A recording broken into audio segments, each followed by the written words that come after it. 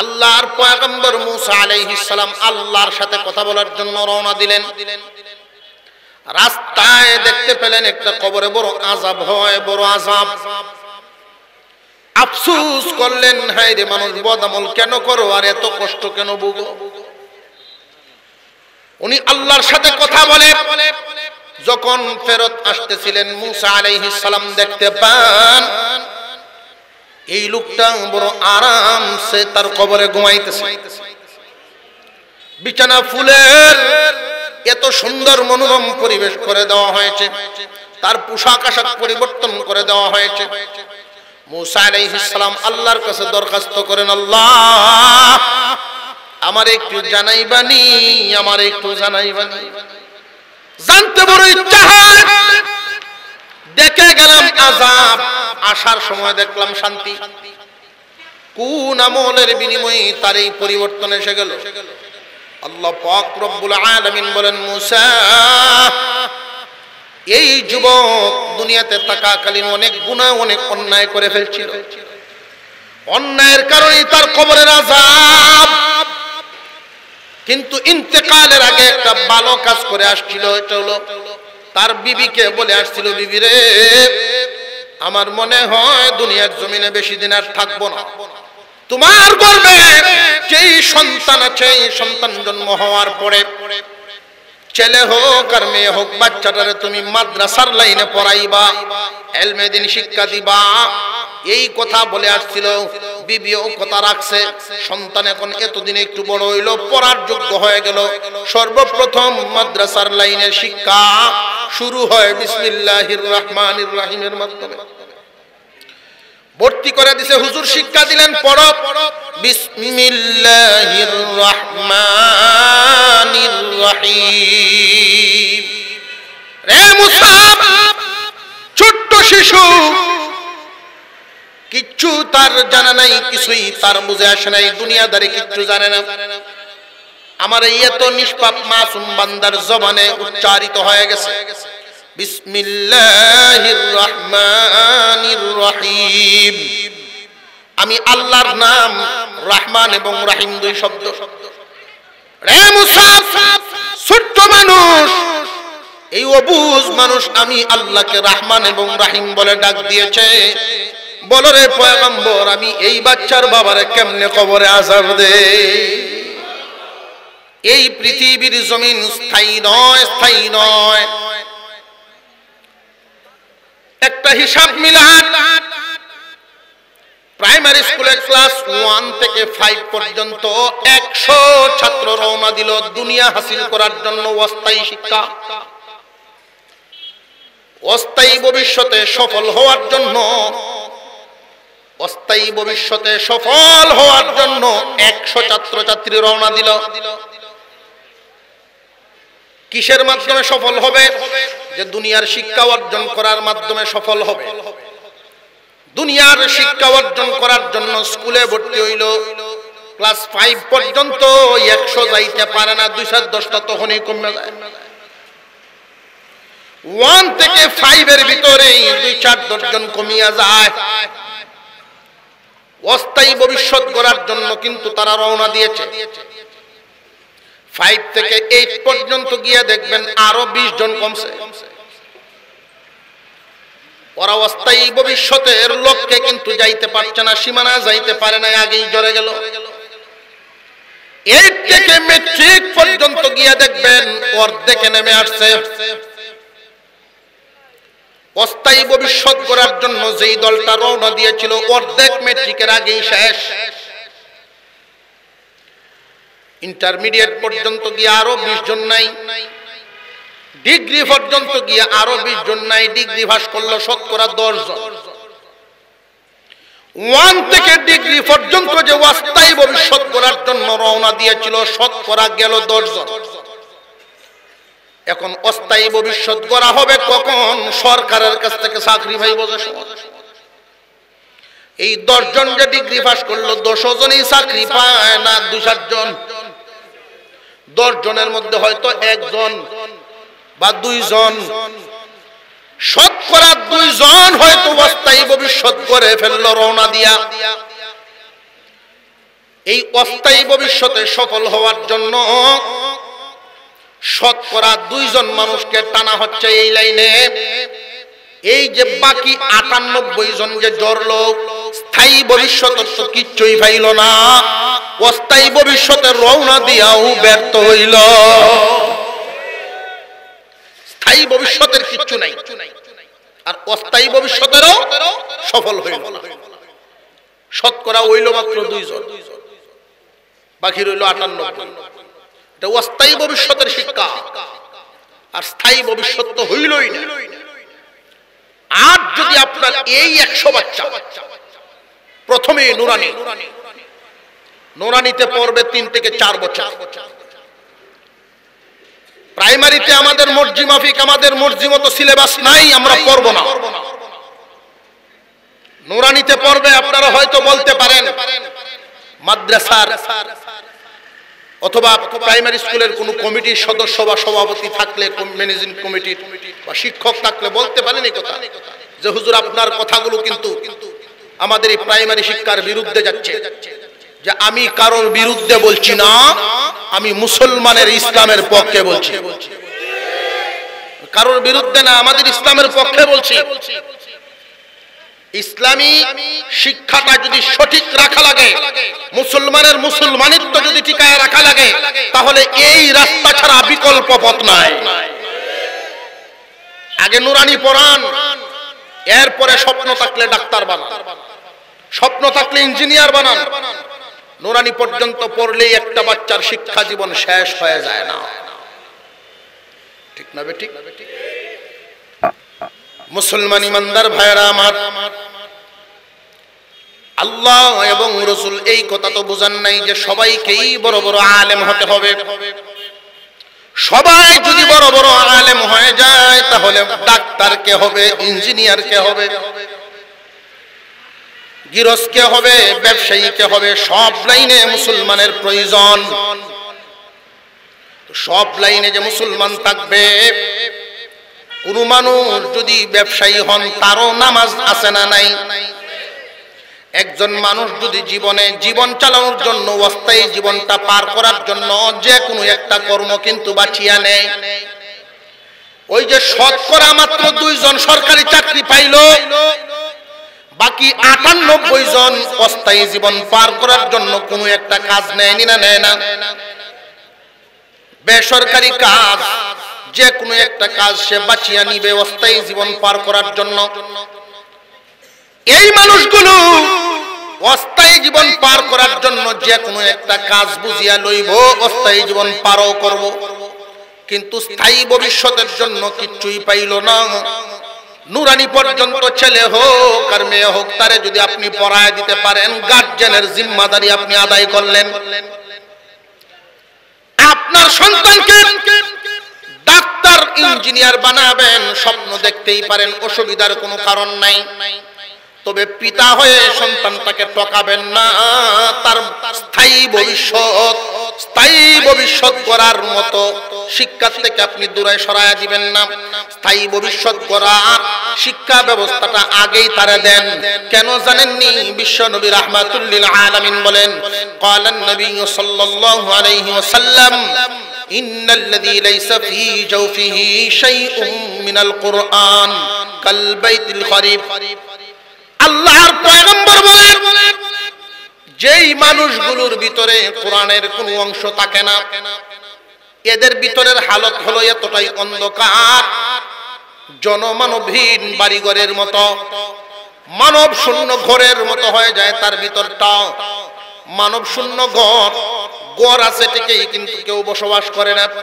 5 বছর 10 বছর 20 বছর পরে যদি আইসা তালা খুলে, ওই সমস্ত ঘরের ভিতরে বিভিন্ন প্রকারের প্রাণীর বসবাস হইবনি না, হইতো না?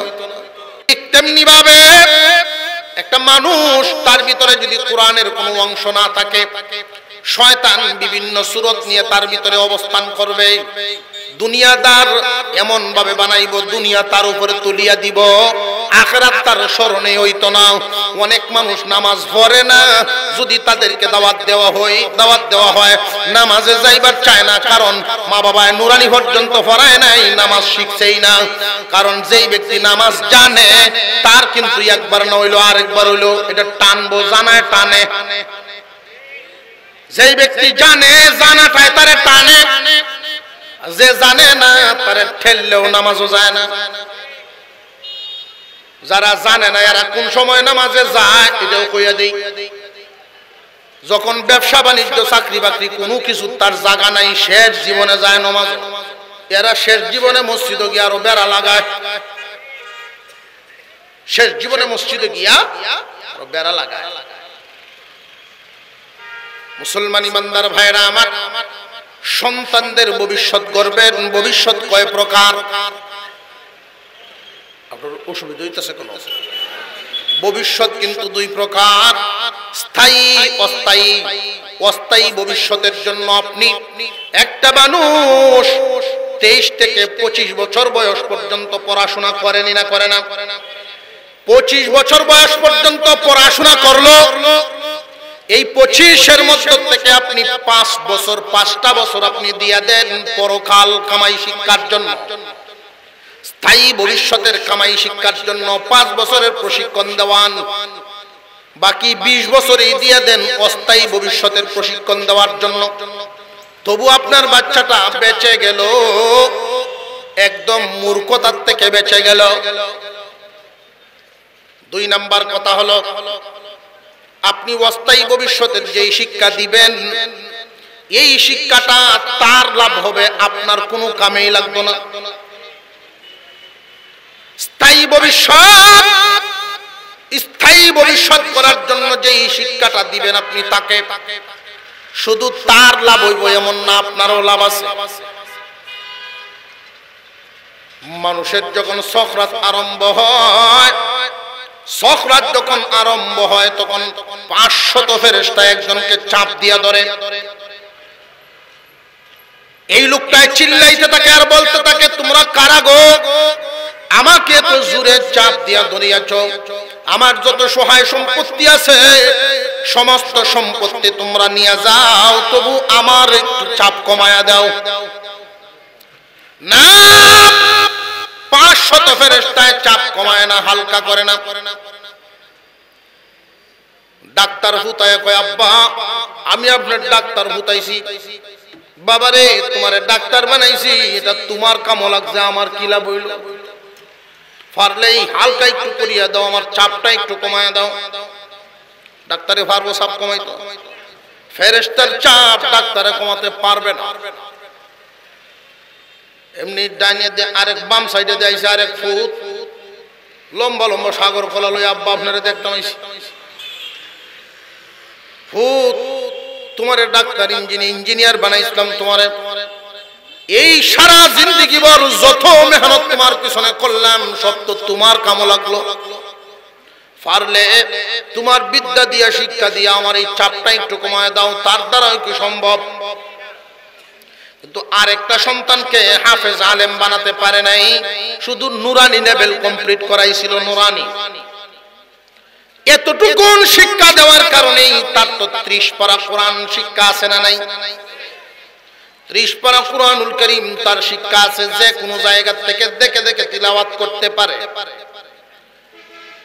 তাফসীর মাহফিলে, ওয়াজ মাহফিলে আলেম উলামাদের জবান থেকে শুনছে, কোন মুমূর্ষ ব্যক্তির পাশে কেউ যদি সূরা ইয়াসিন তিলাওয়াত করেন, আল্লাহ পাক রব্বুল আলামিন সূরা ইয়াসিনের বরকতে সকরাতের আযাব হালকা করে দেন। আল্লাহর কালাম নিয়ে তার পাশে বসছে, ডাক্তার ইঞ্জিনিয়ারে কয় কোরআন শরীফ লয়ে এসেছ করে, আব্বার তো এমনি জান বাড়ি হচ্ছে, তোমরা বুঝবা না আল্লাহর কালামের তিলাওয়াতের কারণে বাবার ফায়দা হবে। আমি হুজুরদের জবানে শুনছি, কেউ যদি সূরা ইয়াসিন তিলাওয়াত করেন মৃত্যুর যন্ত্রণা কমায় দেওয়া হয়। এই ব্যক্তির সামনে যখন বিসমিল্লাহির রহমানির রহিম পড়িয়া কুরআনুল কারীম তিলাওয়াত শুরু হয়ে যায়, ইয়াসিন ওয়াল কুরআনিল হাকীম, মহান আল্লাহ ডাক দিয়া বলেন, রে ফেরেশতারা, তোমাদের কানে আমার কালামের আওয়াজ কি পৌঁছায় নাই? এই মুহূর্তে যদি চাপ না সারিয়া দাও, আমার কালামের ইজ্জত রক্ষা হয় না। আর একটু জোরে কর না সুবহানাল্লাহ। মৃত্যুর যন্ত্রণা কমায় দেওয়া হয়। এই সন্তান যে কোরআন শিখলো, এটা কি শুধু তার কামও লাগলো না বাপেরও লাগছে? মুসা আলাইহিস সালামের জামানার একটা ছোট্ট কথা। আল্লাহর পয়গম্বর মুসা আলাইহিস সালাম আল্লাহর সাথে কথা বলার জন্য রওনা দিলেন। রাস্তায় দেখতে পেলেন একটা কবরে বড় আযাব হয়, বড় আযাব। আফসোস করলেন, হায় রে মানুষ, বদআমল কেন করো আর এত কষ্ট কেন ভোগো? উনি আল্লাহর সাথে কথা বলে যখন ফেরত আসতেছিলেন, মুসা আলাইহিস সালাম দেখতে পান এই লোকটা বড় আরামসে তার কবরে ঘুমাইতেছে। বিছানা ফুলের এত সুন্দর মনোরম পরিবেশ করে দেওয়া হয়েছে, তার পোশাক আশাক পরিবর্তন করে দেওয়া হয়েছে। মুসা আলাইহিস সালাম আল্লাহর কাছে দরখাস্ত করেন, আল্লাহ আমার একটু জানাইবানি, আমার একটু জানাইবানি। জানতে বড় ইচ্ছা হয়। দেখে গেলাম আযাব, আসার সময় দেখলাম শান্তি। কোন আমলের বিনিময়ে তার এই পরিবর্তন এসে গেল? আল্লাহ পাক রব্বুল আলামিন বলেন, মুসা, এই যুবক দুনিয়াতে থাকাকালীন অনেক গুনাহ, অনেক অন্যায় করে ফেলছিল। অন্যায়ের কারণে তার কবরের আযাব। কিন্তু ইন্তেকালের আগে একটা ভালো কাজ করে আসছিল। এটা হলো তার বিবিকে বলে আসছিল, বিবি রে, আমার মনে হয় দুনিয়ার জমিনে বেশি দিন আর থাকবো না। তোমার গর্ভে যেই সন্তান আছে, এই সন্তান জন্ম হওয়ার পরে ছেলে হোক আর মেয়ে হোক, বাচ্চাটারে তুমি মাদ্রাসার লাইনে পড়াইবা, ইলমে দ্বীন শিক্ষা দিবা। এই কথা বলে আসছিল। বিবিও কথা রাখছে। সন্তান এখন এতদিনে একটু বড় হইল, পড়ার যোগ্য হয়ে গেল। সর্বপ্রথম মাদ্রাসার লাইনের শিক্ষা শুরু হয় বিসমিল্লাহির রহমানির রহিমের মাধ্যমে। ভর্তি করে দিছে, হুজুর শিক্ষা দিলেন, পড়ো বিসমিল্লাহির রহমানির রহিম। রে মুসা, ছোট্ট শিশু,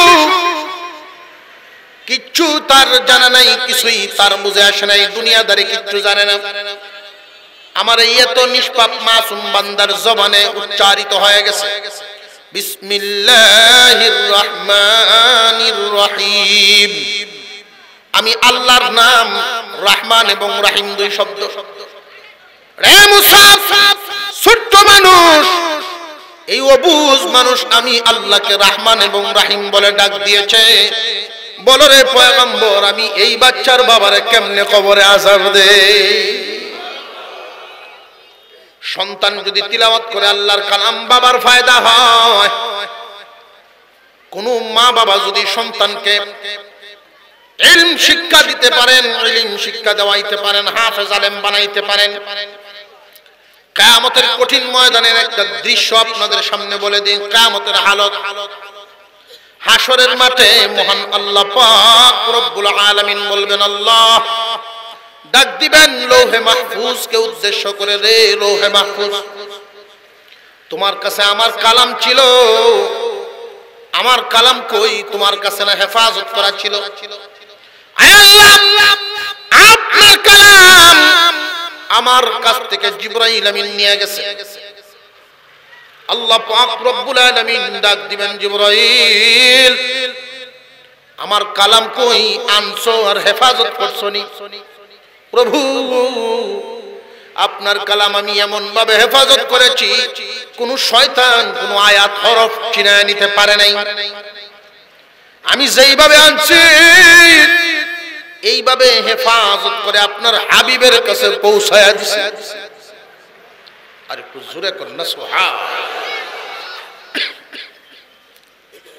আল্লাহ পাক রব্বুল আলামিন ডাক দিবেন আপনার আমার হাবিবকে, দোস্ত জিবরাইল আমিন আপনার কাছে আমার কালাম পৌঁছায় দিছে। কার কালাম? আপনি তো ঘুমাইতেছে, ডাক দিন। কার কালাম? অন্যান্য আসমানি কিতাব আর আল্লাহর কালাম কুরআনুল কারীমের মধ্যে একটা বেশ কম আছে। অন্যান্য গুলো শুধু কিতাবুল্লাহ, আর কুরআনুল কারীম কিতাবুল্লাহ ও কালামুল্লাহ। অন্যান্য গ্রন্থ আর কুরআনের মধ্যে বেশ কম আছে না নাই? তাওরাত, জাবুর, ইনজিল, ওই তিনটাও তো আসমানি কিতাব। ওই তিনখানা কিতাব পরিবর্তন করে ফেললো মানুষে। কুরআনুল কারীম পরিবর্তন করতে পারে না, পারবে না, পারবেও না। কারণটা কি জানেননি? মহান আল্লাহর চ্যালেঞ্জ। মহান আল্লাহ পাক রব্বুল আলামিন চ্যালেঞ্জ করেছেন। চ্যালেঞ্জ বলেন আল্লাহু আকবার। আল্লাহ পাক রব্বুল আলামিন কেমন চ্যালেঞ্জ করলেন তিনি বলেন, নাহনু নাযালনা যিকরা ওয়া ইন্না লাহু লাহাফিজুন। আল্লাহর কালাম কুরআনুল কারীম, কুরআন নাজিল করেছি আমি, আর ইহার সংরক্ষণের জিম্মাদারিও নিলাম আমি। যেই কিতাব হেফাজতের জিম্মাদারি নিলেন আল্লাহ, কার এমন ক্ষমতা কুরআনের হরফ পরিবর্তন করে ফেলবে? আল্লাহর কোন জিনিস পরিবর্তন কেউ করতে পারবে না, যেটার জিম্মাদারি আল্লাহ নিয়ে নিছেন। খালিদ ইবনে ওয়ালিদ রাদিয়াল্লাহু তাআলা আনহু, ইসলামের কত বড় বীর, বিছানায় শুয়ে আছেন। উনার বিবি উনার গায়ে তেল মালিশ করে দেন, সারা গায়ে শুধু অস্ত্রের আঘাত আর আঘাত, তরবারির আঘাত। বিবি জিজ্ঞাসা করে স্বামী, হে আপনার পিঠ এবং দেহ তো দেখি কোনো চামড়ায় আস্থা নাই, দু চার পাঁচ আঙ্গুল জায়গায় এরকম বাকি নাই, সারাটা দেহ শুধু আঘাত আর আঘাত। খালিদ ইবনে ওয়ালিদ রাদিয়াল্লাহু তাআলা আনহু বলেন, বিবি রে, মনের আশা মনে রইল, পূরণ হইল না। রে বিবি, আমি দোয়া করতাম যুদ্ধের ময়দানে তুমি আমারে শহীদ করে নাও আল্লাহ, কিন্তু শাহাদাতের মর্যাদা তো আমি পাইলাম না, শহীদ হতে পারলাম না।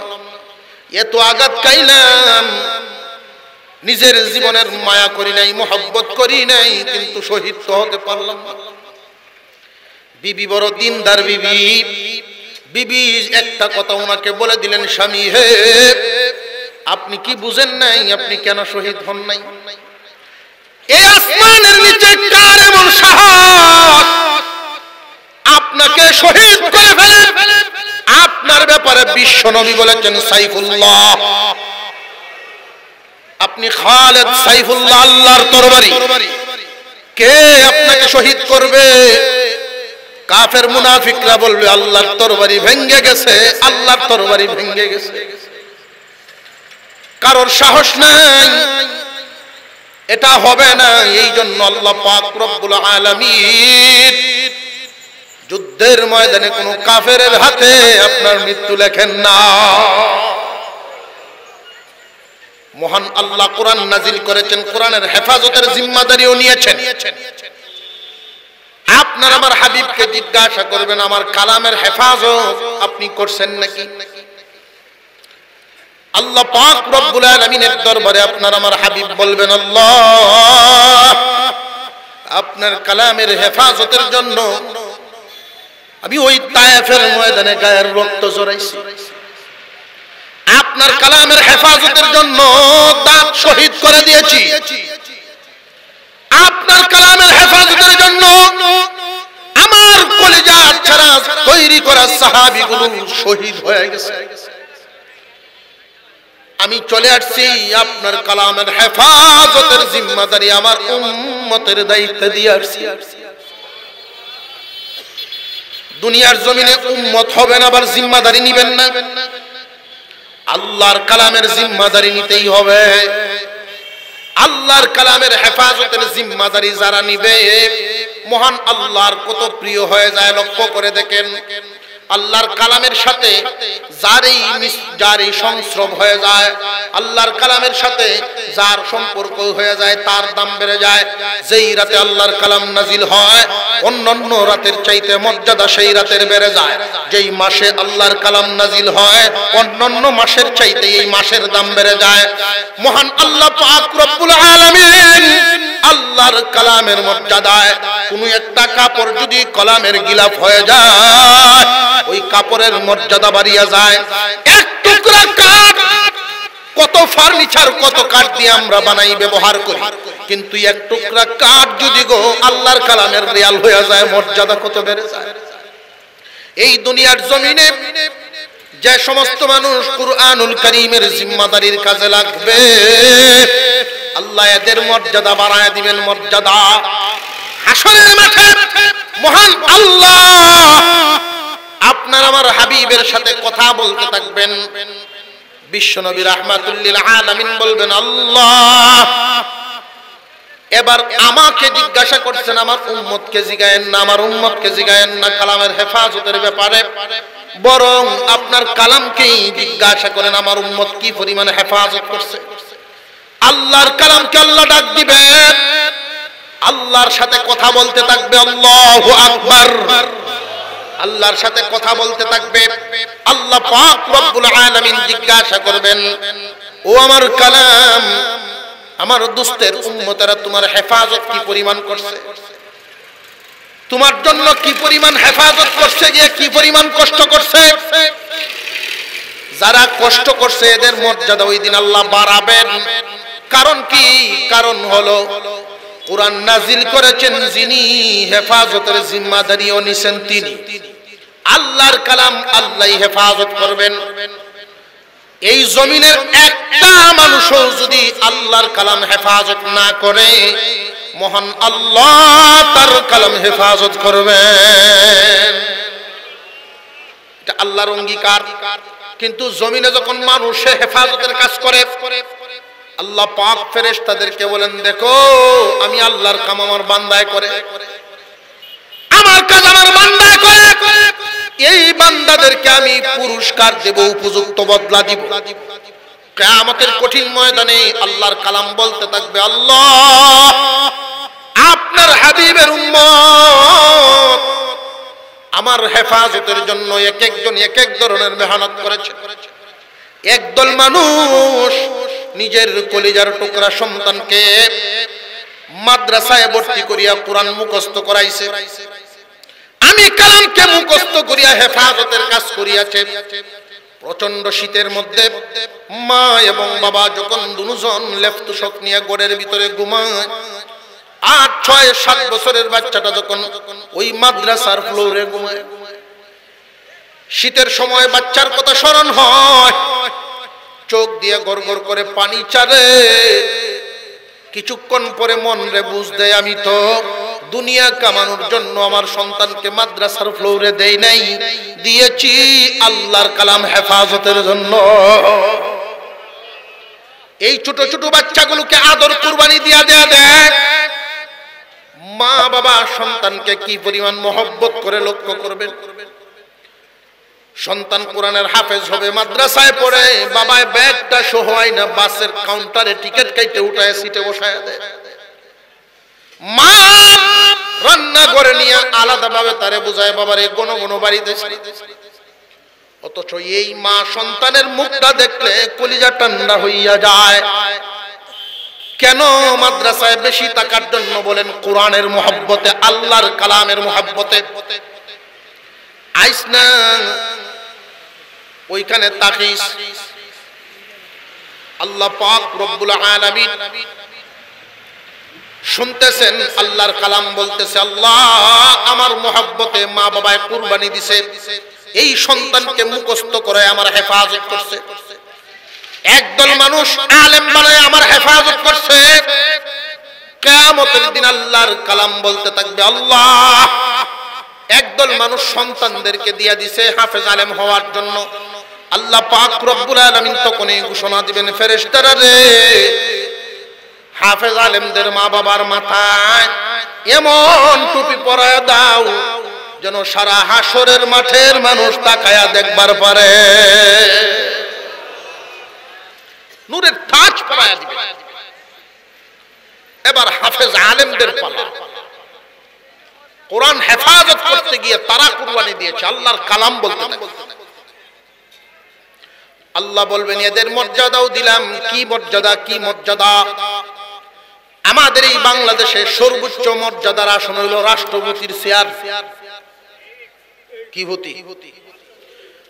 যদি কারোর ফাঁসির রায় হয়ে যায়, রাষ্ট্রপতি যদি ইচ্ছা করেন তারে মাফ করে দিতে পারে।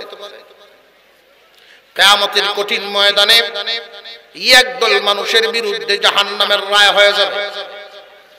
কেউ 1 কোটি বছর, কেউ 2 কোটি বছর, কেউ 5 কোটি বছর, যার যার কৃতকর্মের ফল পাবে, জাহান্নাম ভুগবে।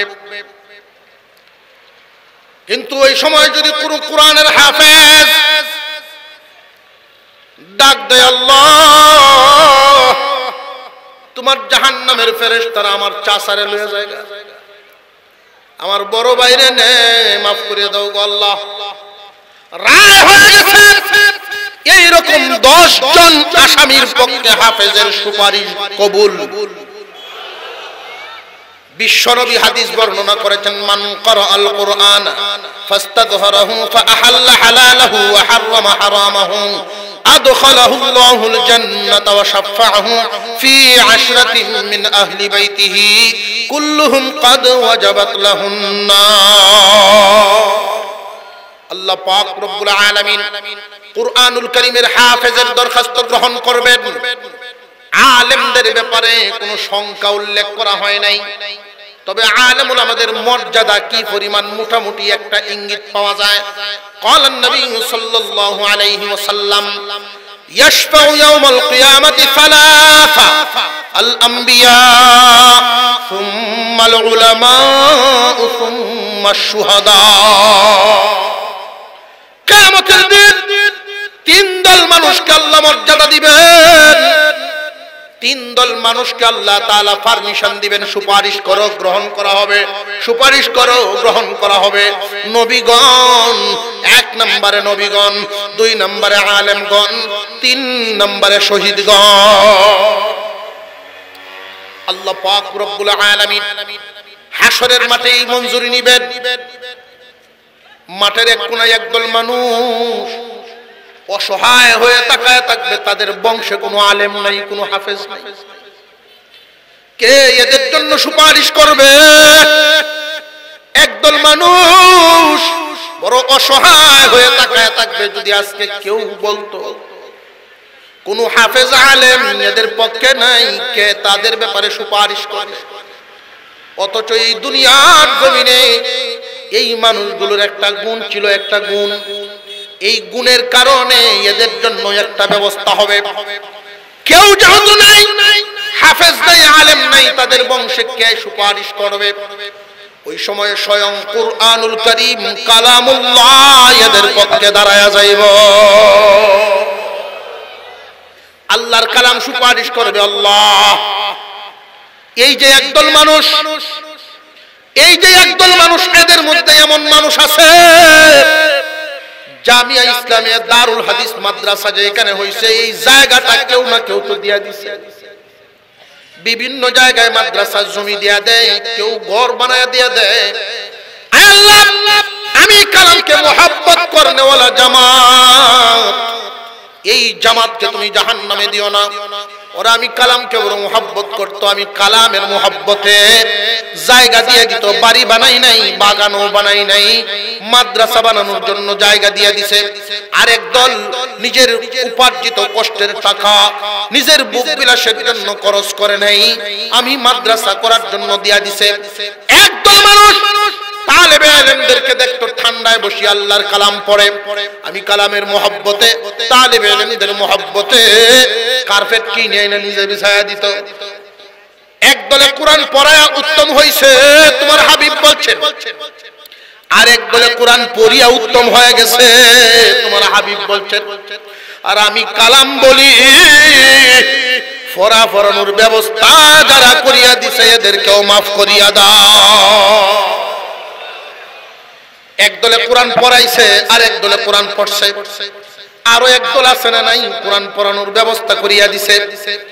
এই ব্যবস্থা যারা করছে এদেরও অনেক কুরবানি আছে। আমরা ছোটবেলায় দেখতাম লজিং থেকে পড়াশোনার জন্য সময় মতো হিফজখানার ছাত্ররা লজিং বাড়িতে যায়, টাইম মতো খানা খায়, আবার দুপুরের খানা নিয়ে মাদ্রাসায় আসে। মহিলা নিজের সন্তান দুধের বাচ্চাটার বিছানায় শোয়া রাইখা কান্দে বাচ্চা, এই দিক দিয়ে তালেবে ইলমের খেদমত করে এই মহিলা নিজের সন্তানের দিকে পর্যন্ত এত মায়া দেখায় না। এই সন্তানটা এই মাদ্রাসার ছাত্রটা রক্তের কোনো সম্পর্ক নাই, আত্মীয়র কোনো সম্পর্ক নাই, একমাত্র আল্লাহর কালামের সম্পর্কের কারণে এত বড় কুরবানি দেয়। কিয়ামতের দিন আল্লাহর কালাম বলতে থাকবে, আল্লাহ এদেরকে মাফ করো, এদেরকে মাফ করো। আল্লাহ পাক রব্বুল আলামিন বলবেন এদের আমলনামায় এই গুনাহ, ওই গুনাহ, এই গুনাহ। আয় আল্লাহ, এই গুনার কারণে তো আমি সুপারিশ করি, যদি গুনাহ না থাকতো সুপারিশ তো লাগতো না। আল্লাহ এদেরকে মাফ করে দাও। আল্লাহ বলবেন এদেরকে কেমনে মাফ করি, এত গুনাহ। আল্লাহর কালাম বলবে, আল্লাহ যদি গো মাফ না করো আমি যে তোমার কালাম এটা অস্বীকার করব। আল্লাহু আকবার বলেন। মহান মৌলাই করিম বলবেন তুমি তো আমার কালাম অস্বীকার করার সুযোগ নেই, তোমার সমস্ত দরখাস্ত মঞ্জুর। এই জন্য কুরআনুল কারীমের মুহাব্বত দিলের ভিতরে রাখা অত্যন্ত জরুরি। একজন মানুষ যদি আল্লাহর কালামের মুহাব্বতটুকু শুধু ভিতরে রাখতে পারে, আল্লাহর কালাম যারা তিলাওয়াত করে, যারা করায়, যেখানে করানো হয়, ওই লাইন যদি মুহাব্বত তার দিলের ভিতরে রাখতে পারে, এই মুহাব্বতে দুনিয়ার জমিন থেকে বিদায় হওয়ার সময় ঈমানের সাথে মৃত্যুবরণে সহযোগিতা করে। ঈমানের সাথে মওত। আল্লাহ পাক রব্বুল আলামিন আমাদের পরিবার পরিজনকে নিয়ে সঠিক সিদ্ধান্ত নেওয়ার জন্য তৌফিক দেন, বলুন আমিন। আমি যেই প্রথমে কথাটা বলছিলাম, কারোর সন্তান যদি হয় 5 জন, নুরানিতে পড়াইবেন কয়জন? আরো জোরে কোন? 5 জন। নুরানি পড়ানোর পরে আপনার স্বপ্ন ডাক্তার বানাবেন, নিষেধ নাই, বানান। আপনার স্বপ্ন ইঞ্জিনিয়ার বানাবেন, নিষেধ নাই, বানান। আপনার স্বপ্ন ব্যবসায়ী বানাবেন, নিষেধ নাই, বানান। আপনার স্বপ্ন কৃষি করাবেন, করান, নিষেধ নাই। কিন্তু আপনার সন্তানটাকে, ছেলে হোক আর মেয়ে হোক, নুরানি পর্যন্ত কমপ্লিট পড়ায়া দেওয়া আপনার উপরে ফরজ, আপনার উপরে দায়িত্ব, এটা করতেই হবে। এই চিন্তা বাদ দেন, ওই দিন নাই 5টার মধ্যে একটা আল্লাহর রাস্তে দিলাম, বাকি 6টা আমার রইল, এই চিন্তা বাদ দেন। 5টা 5টাই দিবেন, 3টা 3টাই দিবেন। এরপরে যদি আপনার এই নুরানি কমপ্লিট হওয়ার পর সবগুলো নিয়ে আসলেন করে স্কুল কলেজে ভর্তি করবেন, কোনো নিষেধ নাই, পড়ান। যদি আপনার মনে চায় 5 জনের মধ্যে একজনকে হাফেজ আলেম বানাবো, কিয়ামতের দিন নূরের টুপি পাবো, মনে যদি চায় একজনকে আলেম বানাবেন, আপনার উপরে ফরজ না। বানাইতে পারলে লাভবান, না বানাইলে ক্ষতি নাই। তো নুরানি পর্যন্ত যদি না পড়ান তাহলে তার বদামলের কারণে আপনিও পাকড়াও হবেন। খুব সাবধান। সন্তানদেরকে শুধু একমুখী শিক্ষা, ভবিষ্যৎ 2 প্রকার, অস্থায়ী, স্থায়ী। অস্থায়ী ভবিষ্যতের জন্য যেই পরিমাণ মেহনত আমরা করি, স্থায়ী ভবিষ্যতের 4 ভাগের 1 ভাগ করলেই কমপ্লিট হয়ে যায়। নামাজ শিখে ফেলে, রোজা শিখে ফেলে, ওযু শিখে ফেলে, গোসল শিখে ফেলে, জানাজা শিখে ফেলে, সব কমপ্লিট হয়ে যায়। আর নইলে একমুখী শিক্ষা ব্যবস্থা যদি আপনার সন্তানকে শুধু অস্থায়ী শিক্ষা দেন, জেনারেল লাইন, অস্থায়ী ভবিষ্যৎ গড়ার শিক্ষা দিলেন, জানাজার নামাজ আপনার লাশ সামনে থাকবে, তাকবীর দেওয়াটাই জানবে না। মসজিদে যাবে ঠিক, ডিগ্রি পাস ছেলেকে মসজিদে দিলেন নামাজ পড়তে, মসজিদে অসহায় হয়ে দাঁড়ায় থাকবে। আর যদি নুরানি পর্যন্ত তার শিক্ষা থাকে, তার বুকে বল থাকবে, যে কোনো জায়গায় একজন মুসলমানের সন্তানের মতো কাজ করতে পারবে। আল্লাহ যেন আমাদেরকে আমলের তৌফিক দান করেন, বলুন আমিন। আরো জোরে বলেন আমিন। আল্লাহ তাআলা তৌফিক দিয়েছেন, আমি আজকের এই মাহফিলে আসতে পারছি। 99 বছর চলে, আগামী বছর 100 বছর ফুর্তি আকবার, আলহামদুলিল্লাহ।